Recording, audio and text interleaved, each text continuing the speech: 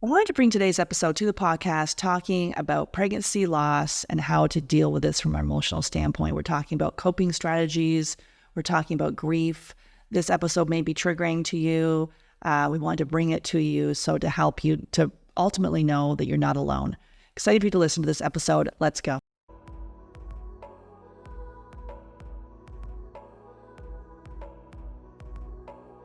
Okay, so this is the second part of our pregnancy loss podcast. Definitely make sure you check out the pregnancy loss one we did with talking about medical jargon related to pregnancy loss. And so today, sort of wanted to start with a little bit of our stories on this. So, and then as we get kind of into the mental emotional side of this. So I was diagnosed with, if you listen to this podcast, premature ovarian insufficiency. I had both my kids with donor eggs. This is, many years ago for me, 25 years ago. And so sometimes I'll have to ask my husband, because he seems to remember this more than I do, of like, what did I think there? Because some of it I've almost like blocked out, or I don't know, I've just moved forward, right? So, I'm a very action-oriented person. So when there's something is a hurdle in front of me, I go into fix it mode. I go into let's solve it mode. I don't necessarily go into Sarah, let's talk about our emotions mode. Even though I do in all my relationships and my girlfriends, with my family, I'm like, let's have a heart to heart. Like I love like deep conversations, but I'm not one to, I kind of stay in that anger side of things rather than like feeling into my emotions. My daughter's more very like mom, and she'll be like tears, like just like she's very like, so she teaches me to be like, that's actually, it's not weakness, it's strength, it's courageous to be able to, and then help to be able to move through that. But for me, I haven't experienced pregnancy loss. After we had my daughter, we went in to do an embryo transfer with some embryos that were left over from her, and then those ones didn't work. So then we had a separate donor for my son. So, I definitely experienced the heartbreak of, being told that I couldn't have my kids have my own biological children. I had reframed it that I thought that actually was easier than going through all the IVF. It's just how my brain worked. I had reframed it. And so, but obviously that's traumatic. Like people, donor eggs is not where people visualize their how they're going to build their family. So with that, I have done a lot of work over the years on thinking, obviously this is my business. I've been doing it for years, and we talk to people day in and day out. And so I wanted to bring this topic to the podcast. I think it's really important. If you've experienced pregnancy loss, sort of how to cope, and what are some things that can help you along the way. So I'll just have Fatima, did you want to share anything kind of about your experience? Yeah, I've had a dozen or so miscarriages. I know people are shocked when I say that. And my first miscarriage was devastating. I thought 12 weeks pregnant, but the pregnancy ended at 9.5 weeks, and I had absolutely no idea.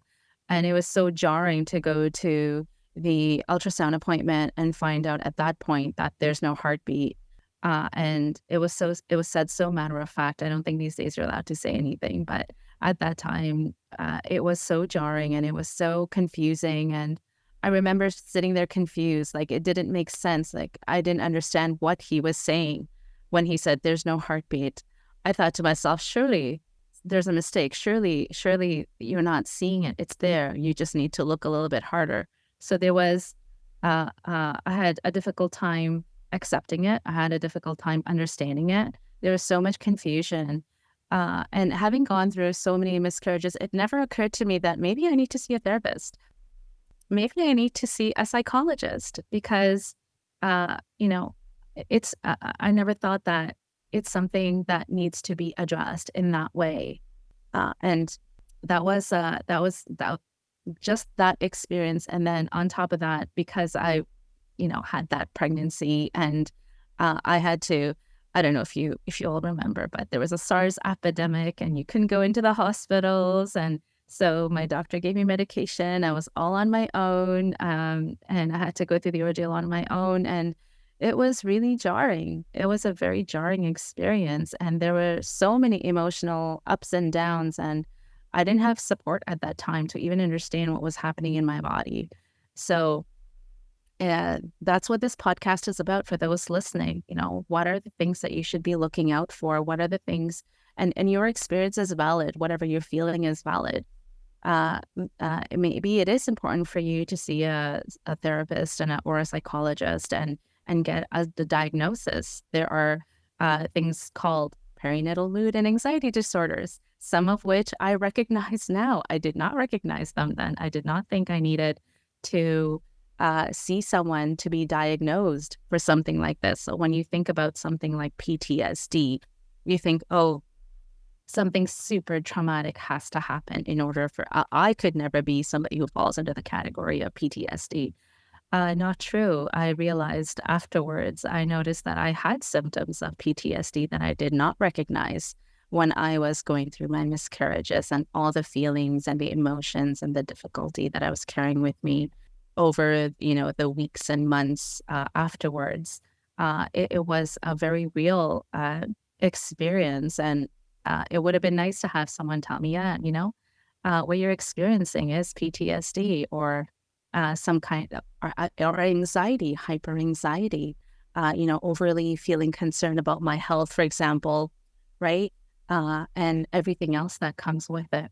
That's like, we don't compare pain, but that, like, you've been through a lot, right? So, and then the fact now that you've made this your purpose and helping others, right? So I think most people that come to this work, it's not just like we just show up one day and do the work. There's usually either it's ourselves or a family member. There's a reason kind of why we're drawn to this. Sam, anything you want to share? Yeah, absolutely. So, first I would need to say that any struggles getting pregnant, any fertility journey is a trauma, and I think that's important to recognize. And I know that was really true for me to be able to step into that. My journey has been over 8 years. I still don't have children of my own, but for me, the biggest wake up call for this and being able, like, this particular topic, and being able to really find community and understand, like, the power of the mental emotional was when I was diagnosed with endometriosis.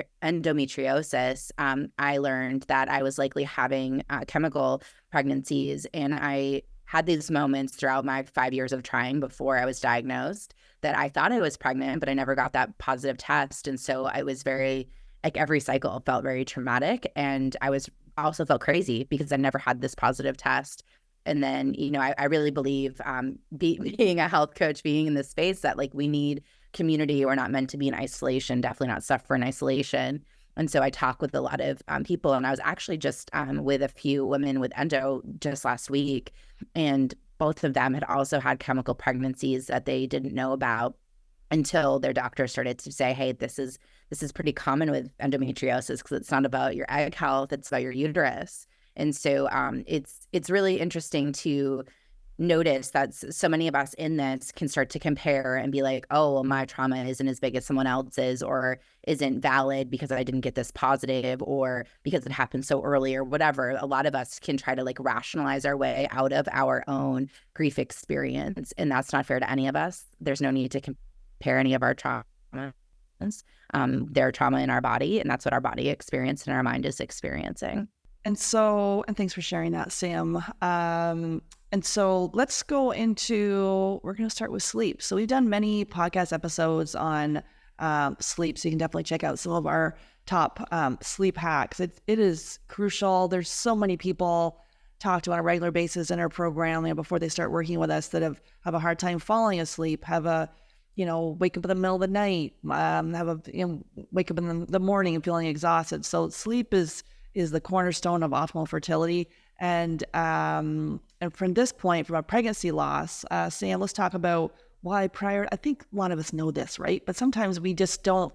We will tell our friends, our family members, hey, take care of yourself. I'll bring food over, or, we'll do all these things. But for us, we're like, we don't seem to, sometimes it's hard for us to recognize that we need these things ourselves. What we're telling our friends is actually what we need to help ourselves. So Sam, let's share a little bit about sleep after loss.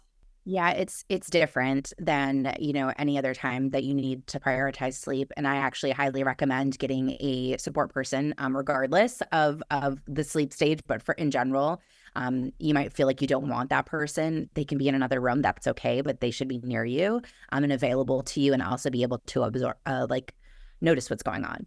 And so I would really recommend having someone in your space that can help you make sure that you're getting at least 8 hours of sleep in a day, even if it's in like 4-hour chunks. So maybe you can't sleep for 8 hours at a time, but you can take, some really long naps. Just being able to make sure you're sleeping in the beginning, because if you do not sleep 24 hours after a loss or any big grief moment, but definitely after a pregnancy loss, it is more likely to exacerbate your mental well-being. So those different mental experiences that can happen that Fatima brought up, like you're more likely to experience those if you are not getting adequate sleep in the very beginning. Some people find it really easy to sleep. That's how their body deals with grief. But then there's other people that have a lot of insomnia type symptoms. And so just being able to really prioritize that, and it might be hard for you to hold yourself accountable. So being able to ask your care provider in terms of your support person to keep track of that, to be able to make sure that even though this is really traumatic and difficult, it doesn't need to get to that next level if you're able to sleep. Fatima, anything you'd like to add to that? Yeah. And the first group of people that Sam mentioned, the people who are able to sleep, the people who are able to get that in, there is such a thing as oversleeping. So if you find that you're just constantly in bed and unable to get out, that's a sign that maybe you should talk to your doctor or see someone or have people around you who can engage with you. That's also a sign and symptom of grief. So as much as you want to be sleeping in 4-hour stretches, up to 7 to 8 hours of sleep at a time, just be aware, have that observation in the back of your mind. Am I sleeping too much? Is this hurtful to me in the moment? And consider seeking support. And I would even go as far as to say, when you have someone, when you ask someone to be, it takes courage to ask someone for help. And it's not selfish. It's not selfish to have someone around you while you're going through this grief. It might take a few days or it might take a little bit longer, but it's really important right after the fact that you have someone around you at all times if possible. Now we'll go into understanding grief. And so I'm going to have Sam, do you want to share? So if you're listening to this in the podcast, or if you're viewing this on YouTube, we're going to have a little graphic here to kind of share with you about what this grief can look like, and it's obviously quite complex, and so I think a visual will be helpful here. Yeah, I think before I pop up this visual, I do want to say, grief is really complex, and there is no set resolution or endpoint to it. And also, when we call in that support person, sometimes they might want to fix it, and they might not understand because maybe they haven't experienced grief like this before. And you are able to set boundaries of just saying hey, I just need you to physically be here with me, or to, help me move to the couch, even if I stay in my PJs, so that I have some, change in my day and I'm not just staying in bed. You're able to set those boundaries because it can be difficult for others to understand. The graphic we're going to share, I have found to be really helpful for the support people in people's lives, but also for themselves to really take a step back and realize the impact of this grief and kind of change your perspective of what it is that you're experiencing. And so this is the graphic. It's from the book, What's Your Grief? From what'syourgrief.com. I highly recommend it. People think that grief slowly gets smaller with time. In reality, grief stays the same size, but slowly life begins to grow bigger around it. So the graphic shows the first section, that first sentence, the outer circle is the same size, and then the grief shrinks, when in reality, the outer circle grows and the grief stays the same. And I think this is really, really, really important because a lot of people are waiting for this resolution, waiting for it to be over. And I hate to tell you, it's never going to be over. It's a part of who you are. It's just going to change how it shows up and how you respond and react to it. But it is a part of your lived experience. And so it's not going to disappear. It's not going to dissolve. It's just going to show up differently, and your life is going to grow around it. Fatima, anything you wanted to add to that one? Yeah, pertaining to loss, pregnancy loss, I think a lot of women, and I've heard this from a lot of women, and I've also experienced it myself. It feels selfish to want to get over this grief because you're forgetting about that child that you had, that you're somehow minimizing the loss, that you're somehow, and then there's a type of guilt and shame that's attached to that. So it's really validating to see that it's okay to have that grief, and you will have that grief. And it's nice to see that I as a person, you as a person, are going to grow around that grief, so that grief doesn't take over your life. So it's still a part of you, but it allows you to move forward. Yeah, well said. Well said. Okay, let's go into some signs of avoidance and negative coping. Fatima, do you want to take some of these questions here? We can talk about them, and let's talk about the first one here. Yeah. So when we experience traumatic events, your first reaction you might be like a Sarah. You might jump into action and say, oh, what can I do about this? How do I move forward? How do I get out of this? Go into fix it mode. Or you might be a person who is just an avid avoider. And unfortunately, I fall into that category, and I have to do a lot of work to get out of that space. And it's important to be mindful of behaviors such as isolation. I know I've done that. I've stayed in my room. I've avoided people. I've avoided phone calls. I've avoided gatherings. Or you might have like avoidance of emotions like anger or shame or guilt. You push it down. You beach ball those emotions. And you may find that unexpectedly you have these outbursts and you wonder where they're coming from. It's because you're beach balling them. Or some negative coping mechanisms may also be, you might take up some kind of substance to help quell those emotions that are sitting there that haven't had a safe space to be released. So some of the questions you might want to ask yourself are you telling yourself or your partner or even your support community that you're fine? I'm fine. It's okay. Everything's okay. I'm good. And is this authentic? Maybe it is good. Maybe you are okay. Maybe you're one of those people who've been able to move past it in a short period of time. But if you're the type of person who usually it takes longer to get over a certain type of grief, and you're saying that you're fine, is that true for you? Is that really true for you? Are you withdrawing from people, places, or activities that usually bring you joy? Are you taking the joy away from your life? Are you sitting in this space by yourself alone and not allowing yourself to feel joy? And there are a lot of emotions attached to that too, really complex ones along with grief. And are you procrastinating on scheduling follow-up doctor's appointments? Guilty. Testing or finding a therapist or other professional. It's possible that maybe it didn't even occur to you that you should see a therapist or a counselor or someone like me. It never occurred to me, but in retrospect, if I had the opportunity and the resources at the time to know who to go to and where to go, I would definitely take that on. If that part of it is important. Are you distracting yourself by overworking? Ooh, this is a big one. Because if you're sitting by yourself and all of these intrusive thoughts are coming at you and they're uncomfortable, your first instinct might be, okay, I don't have time to think about this. I need to busy myself so that I don't have to think about it, right? And that's also a point where maybe you do need to think about it, and maybe you do need to sit with someone who can help you think through those things, those heavy feelings. Are you distracting yourself by overly caring for others? That's another trauma response, right? Maybe you go into fix-it mode for other people. How can I help you? What can I do for you? So that you're distracted from your own grief.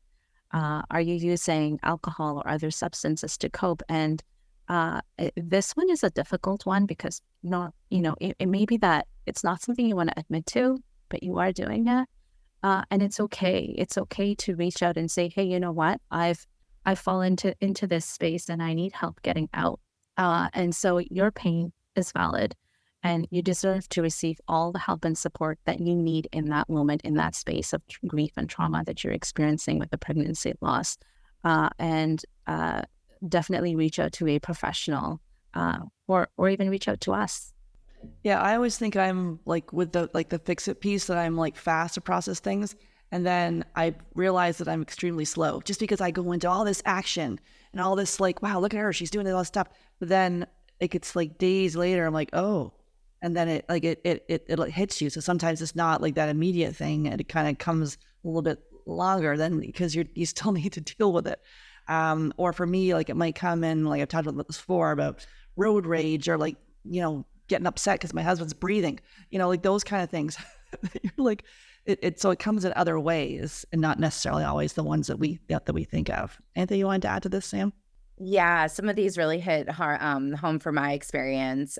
Saying you're fine. We have this joke in our house. Our second dog is because I had a chemical pregnancy, and I just kept saying, I'm fine, I'm totally fine. Like, I remember saying those exact words and that exact expression, and my husband was like, let's go look at puppies.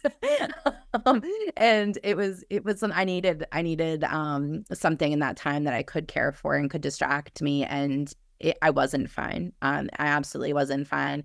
And something I see in a lot of our clients that have experienced loss is that they absolutely remove all of their joy from their life. And so I'll ask them what brings them joy, and they can't even tell me 1, 2, or 3 things.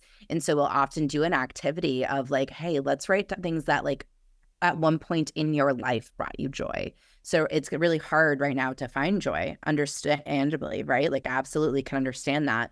But start to think about things that have brought them to you in the past, and be able to, just have, like, maybe you post them on your fridge for yourself to see, just to know that those activities are available to you when you're ready. But I think another really big area of avoidance is future timeline. So yes, you'll experience grief when you learn about your pregnancy loss, but then also, like, when you have the physical loss that you haven't yet, if you have to take medication at home or have a procedure, also your first cycle afterwards can be really traumatic and have a really big moment for you. I know for myself, holidays, Christmas, Mother's Day. One year it was Easter. I just saw the little kids out, in my neighborhood dressed up, and I just immediately broke down.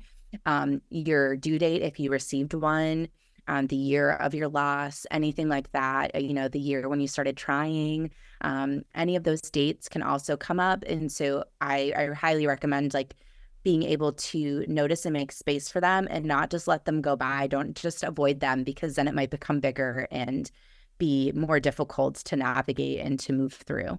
I'm so glad you mentioned those, Sam, because that made me think about the secondary losses of pregnancy. These are the things that, I've often heard, oh, you're still young. Oh, it's okay. You'll be fine. People don't really understand and know the gravity of the loss, because there are secondary losses that are involved. Like, it changes the way you relate to friends. Maybe your friends have kids. Maybe your friends are pregnant. Maybe they're having birthday parties, and you don't want to be a part of that. And how do you relate to that person if they don't understand your journey, if they don't understand your loss?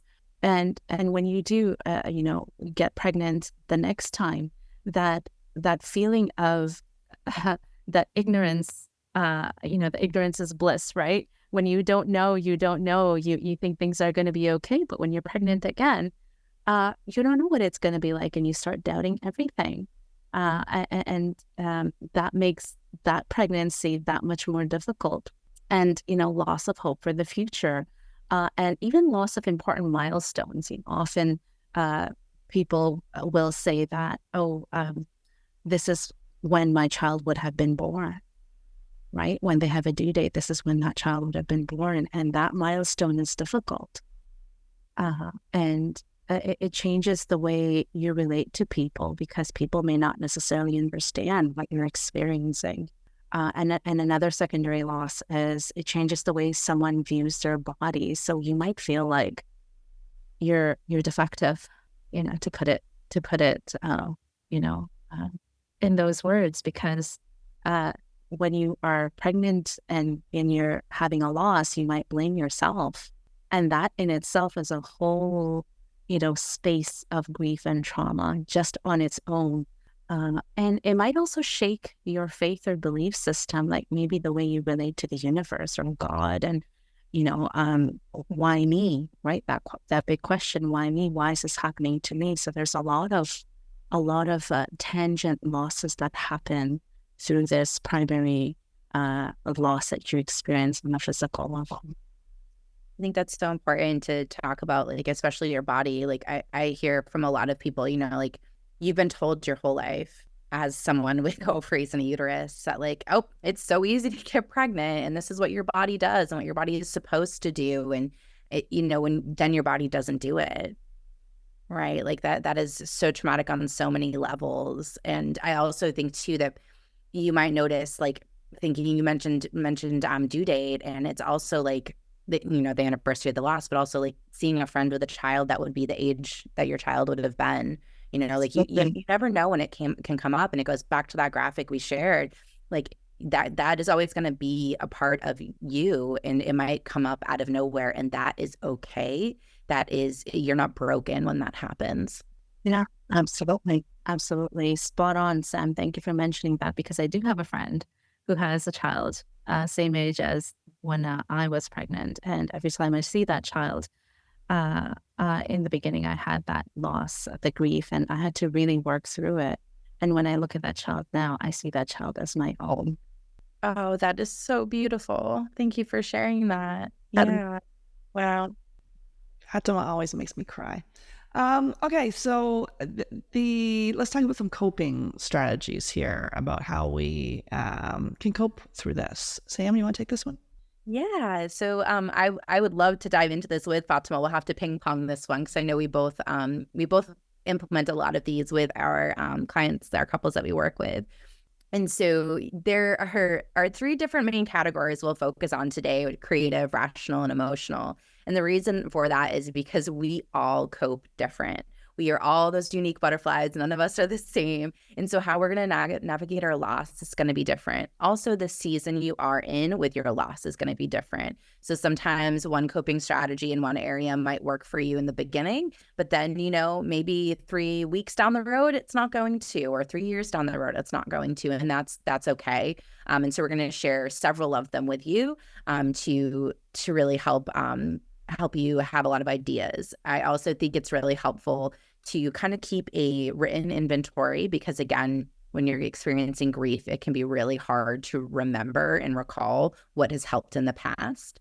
So when something does help things feel a little bit lighter, I'm not going to say solved or better or resolved, but feels a little bit lighter, being able to keep an inventory of those activities. And then the ones that make you feel a little bit heavier, have also an inventory of that. And so that when you're having one of your more challenging moments, you can reflect on something that you previously wrote.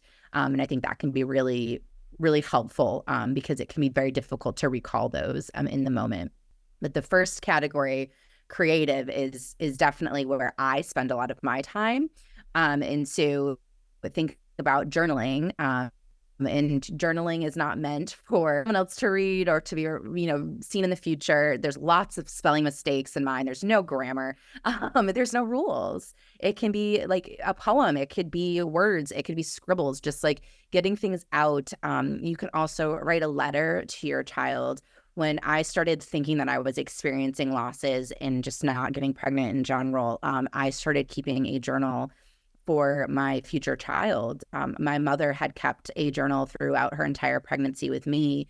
And I was just like, well, this is all a part of that journey. And so I may or may never give that to a child, but it allowed me to have a space to talk to my spirit babies. And that was really, really powerful for me. And so I think that is one of the most impactful creative coping strategies for my experience. But there are several others too. Fasha, do you want to share any of them?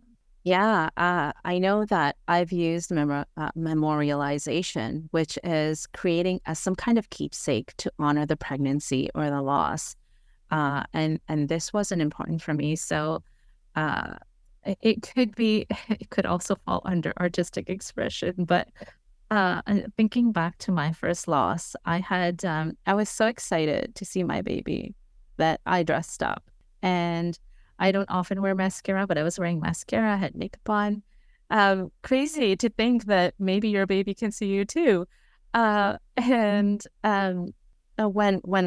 was told that the baby didn't have a heartbeat, and when the realization kicked in, I know my husband was wearing like a cream colored top, a polo, and I cried right into his shirt, and it left a smudge of mascara on his shirt. And that was a reminder for me. That was a memorialization for me personally, even though it wasn't something beautiful like a necklace or, something like that. It reminded me of what I had lost.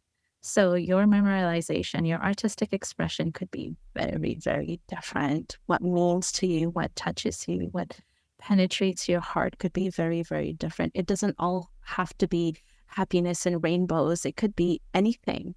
And in terms of art, you could draw, you could paint, especially if you have those skills, use them. Girl, go for it, right? And even if you don't, I don't feel like I have an artistic bone in my body, but I went out and with a group of women, and we did a whole bunch of stuff. There's I think it's called Hebrew, if I'm not mistaken, which is where you put paint in some liquid, and then you put the paper in there, and the paint sticks to the paper, and you keep that. And maybe you want to write messages on that with your paintbrush, and then allow that to come onto the paper. It could be anything really, when it comes to artistic expression and memorializing your loss in whatever way you think makes sense for you.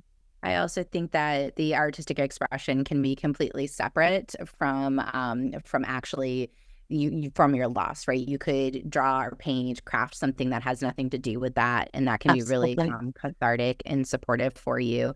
I know that if you don't feel artistic, there's these really great, like, paint by number versus like sticker by number. I don't know if either of you have seen those, but they're, books that literally just have the stickers that you put in the place. That could be something you do. We got adult coloring books. That was really therapeutic for both my husband and I to just be distracted, feel like we could color in or outside the lines. I'll start crocheting. Like, there's really no end to how you can do that. And so you can have it connected to your loss or have it separate. Yeah, it could be disconnected. Right. And so, yeah, those are some of the some creative ways to do it. Yeah, for me, it's probably more, I have done journaling throughout my years, but definitely the artistic thing, I'm more like Fatima.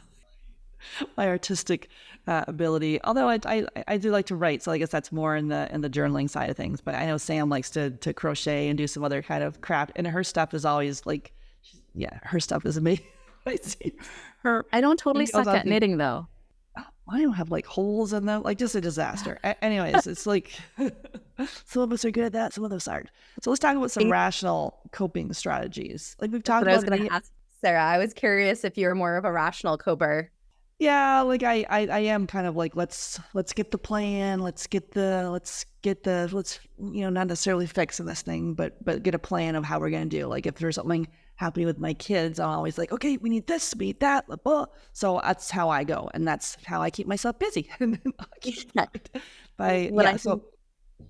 Sorry, when I think of rational and I see educate yourself, I think of you a lot and everything that you've built here at Fab Fertile. Like that really connects me a lot to, like, you took this really big grief moment and you made it into something beautiful through education and expanded it to be able to support so many more couples than just you and your husband. And I think that's really a beautiful representation of how you navigated your grief. Well, thank you. You guys are both making me cry today. Okay, so let's talk about, like we talked about many times during this podcast, so seeking a professional support. Who wants to take that one? I personally didn't get professional support for a very long time, and I think this has been something I've talked about already twice. So I highly, highly recommend getting some kind of therapy or some kind of counseling to help you navigate the heavy emotions. And when you meet a grief counselor, you may be looking for someone who specializes in pregnancy loss, but any kind of grief counselor can help you through the experience of loss. And so don't limit yourself.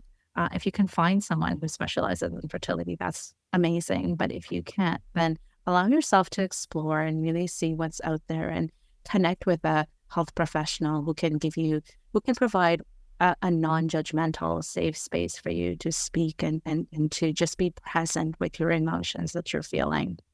Yeah, and that's why in our Fab Fertile method, we do the biochemical side of things. If you followed me for a while, we do food sensitivity tests and stool tests, and looking at gut infections and thyroid and your adrenals and all the biochemical side of things. But it is equally as important for us to work on the mental emotional. And that's why I have Sam and Fatima in the program as our fertility mindset coaches, because this piece, a lot of, if we're either we're going to go down that functional medicine side of things and we're going to forget all about the mental emotional and the stress and pushing all this stuff down and not being able to give voice to it, and then we can't work through it.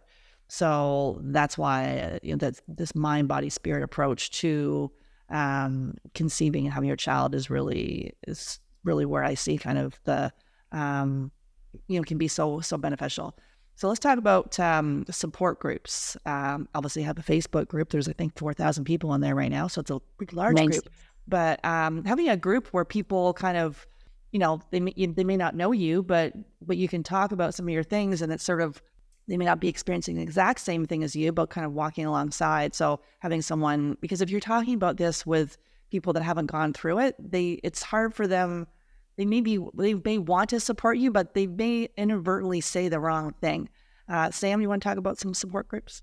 Yeah, I think that this is often a very frequent topic that we bring up with our couples, because so many of them can stay in isolation.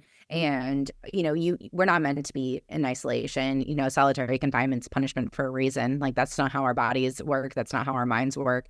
And so if you don't feel comfortable building your own community with the people you already have around you, finding a group of people can be really, really validating in your experience. Again, there's no reason to compare your traumas, but having someone in your life that has experienced something similar to you is absolutely, profound and can be really healing.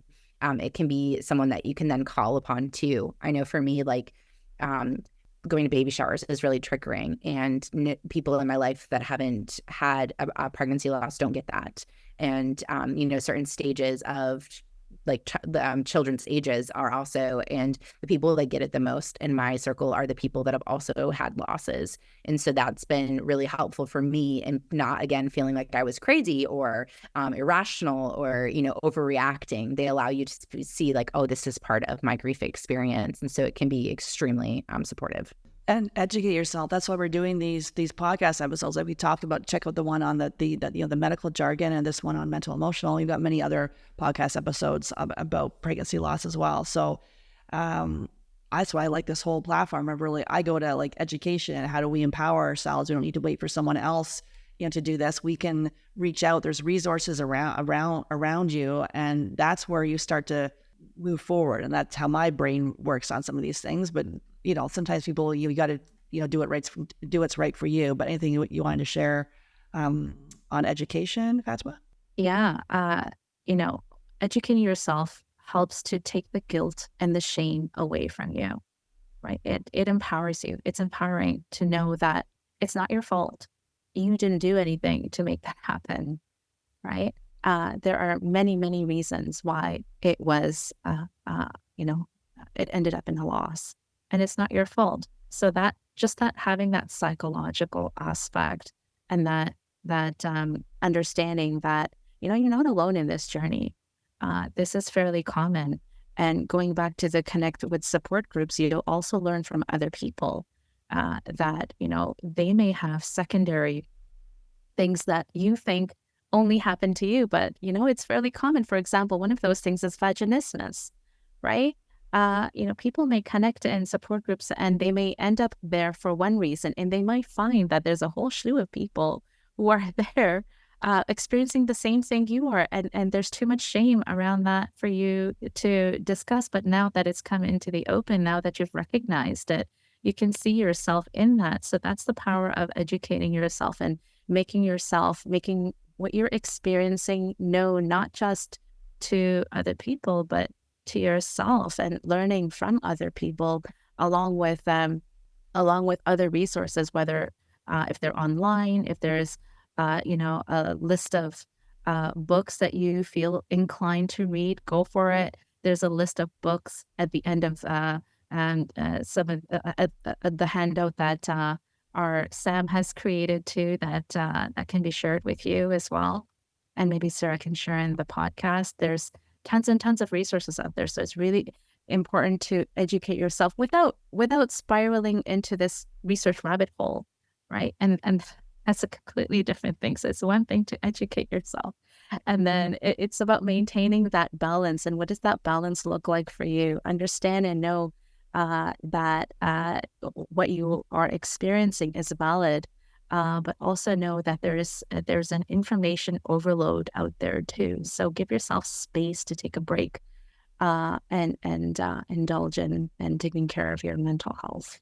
Yeah, sometimes we need to set the timer on the edge on the research. Next thing you know, you've lost 2 to 3 hours of your life spiraling down a internet rabbit hole and never to be seen again. So it has to be like there's knowledge is power. Then there's like, where it might be an unhelpful coping side of things. Let's talk about some of the emotional side of coping. We've got mindfulness or meditation. We talked a lot about this in the podcast. Anything you want to say there, Sam? Yeah, absolutely. So we hear from a lot of people that they're not good at meditation, but you showing up is good enough. That's all you need to do. And there's also a lot of mindfulness practices that can do very similar things for your mental emotional health. And so for me, I know I love to go out in nature, just walk without headphones in, without, a timeline if possible, and just be present and hear the birds. If the sun is out, feel it on your skin, touch a tree, really just be present and allow your body to get into that parasympathetic pattern instead of being, as reactive as you are when you're, live experiencing your grief. You can also download an app like Insight Timer is one of my favorites. You can even search specifically for loss, for infertility, for any of those terms, and there'll be some catered to you. YouTube also has them, but Insight is also free. There's also several other apps. I'm sure you both have some that you love, but all of those can help. So being able to find that practice, maybe it's yoga, maybe it's going to a meditation class, maybe it's just lying down on your couch and doing nothing, because sometimes doing nothing is doing something, and that's exactly what you need. Yeah, there's one I like for breath work called Otter, and they actually will have you do the breath work, and it's like 2 or 3 minutes, because sometimes breath work can be 20 minutes, but it's a short one where you breathe in and out, and that'll take you right out of that fight or flight into the parasympathetic, into your body. So we'll have that link in there below as well.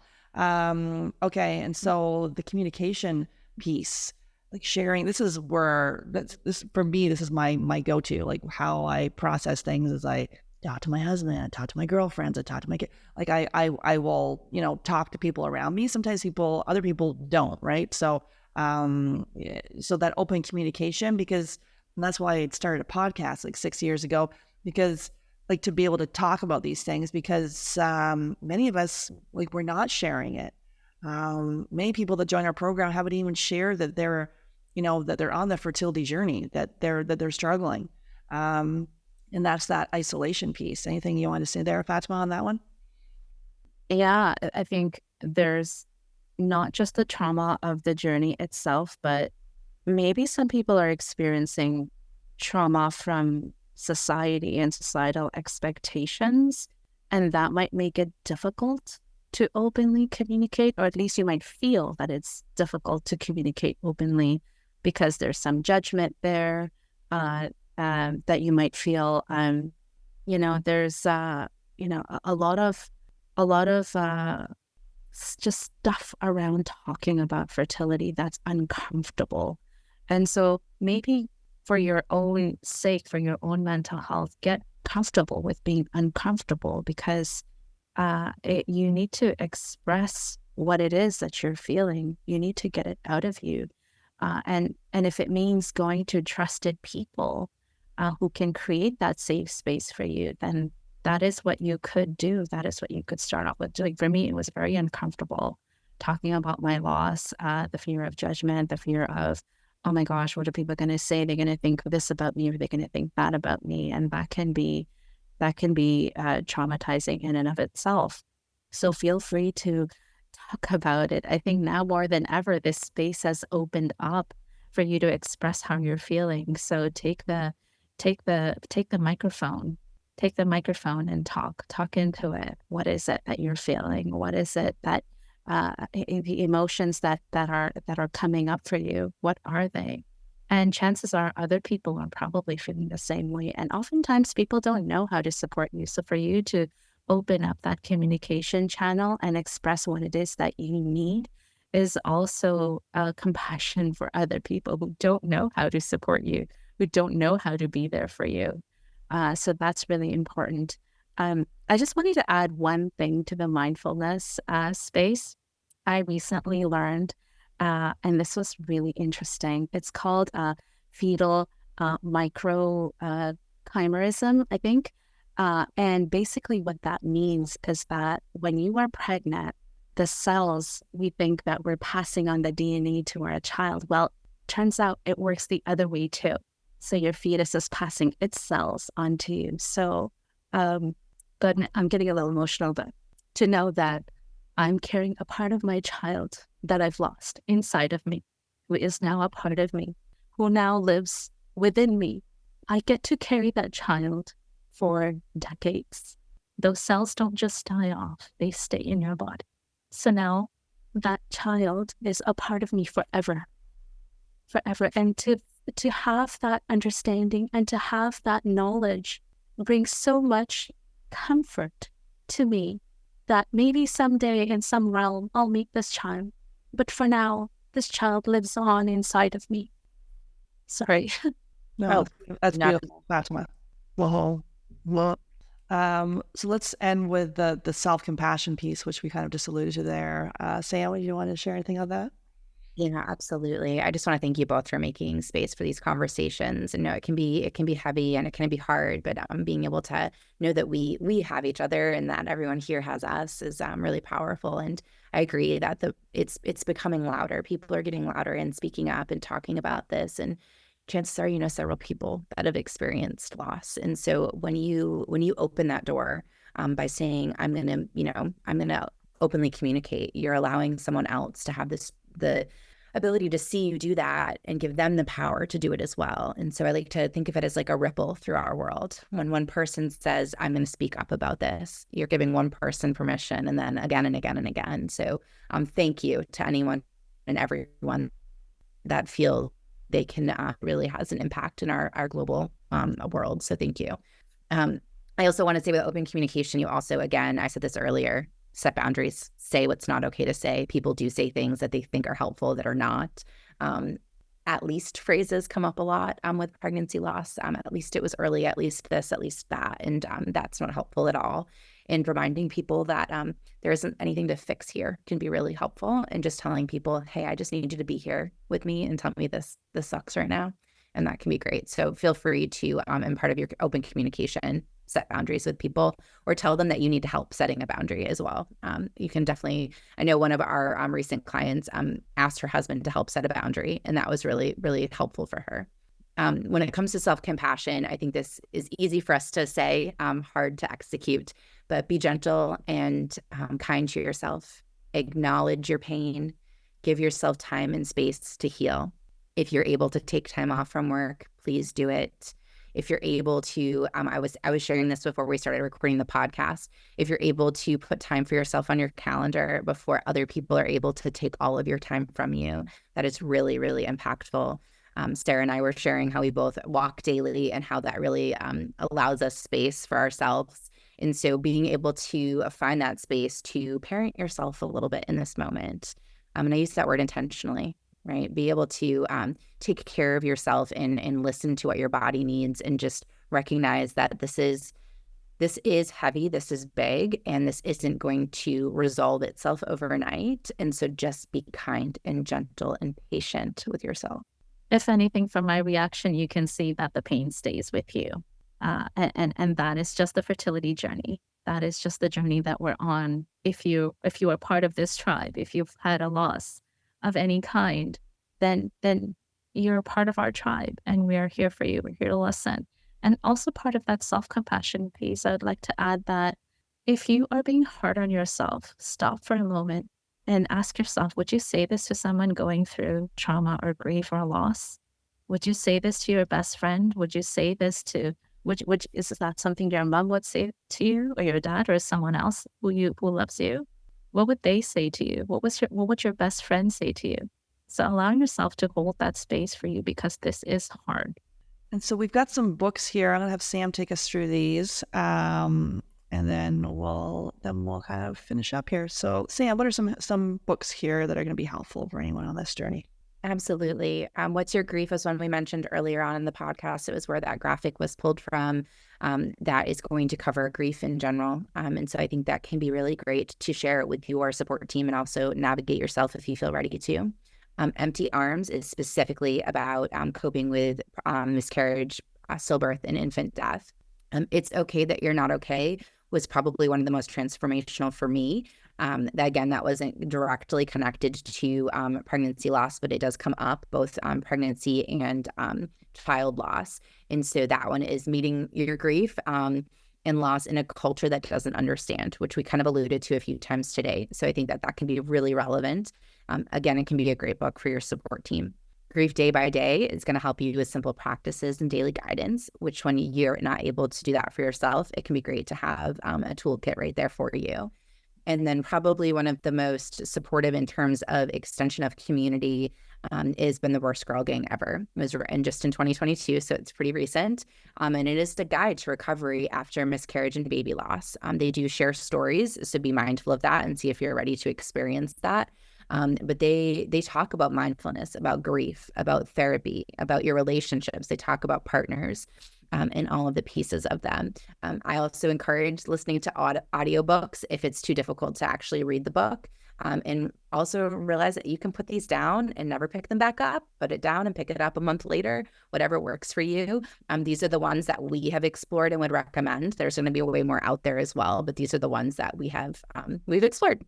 Great. Let's have some final thoughts on this topic today. Like for me personally, I think it's been, this is just stuff that it's important to be able to give voice to, like we said, the more people share and share what feels comfortable and share with people that, that you can trust. You don't need to share with everybody, but just sort of start the ball rolling on some of these things, and to know really the whole part of this is you are not alone.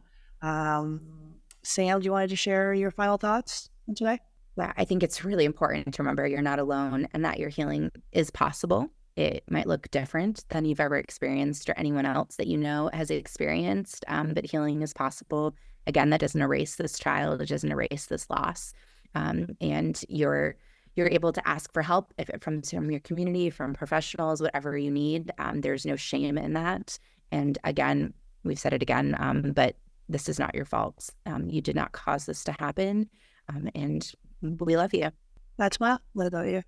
In the moments where you feel like nothing is going right, allow yourself to find moments, micro moments of gratitude.